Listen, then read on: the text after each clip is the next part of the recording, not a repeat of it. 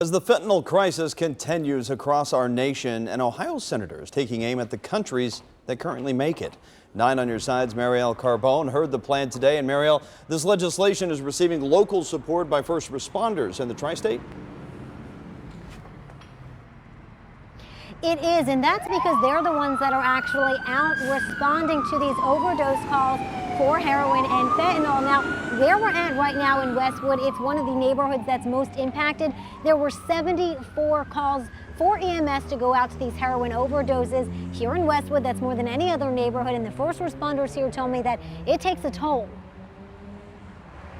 It's frustrating because a lot of times it's at the point that there's nothing that you can do. Captain Nate Cash is on the front lines of the heroin epidemic in Cincinnati, answering call after call for an overdose. It's a very regular occurrence. To date, Cincinnati EMS have responded to 656 heroin overdoses, a grueling and emotional task. You know, you feel like, well, maybe we can get them back this time, but how long is it going to be before there's a next time? Many are now pointing the finger at fentanyl, which is being mixed in with heroin and other drugs. What ends up happening with fentanyl is it constantly keeps us in emergency mode. So local and state officials are making that the target.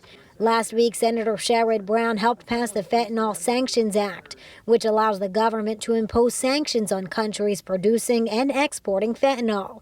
It's passed the Senate, but still needs approval by the House before it's signed into law.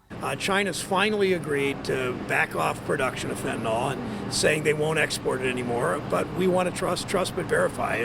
If they don't, these sanctions on financial transactions and others begin to tighten more on China. He's confident it'll be signed into law within the next few weeks.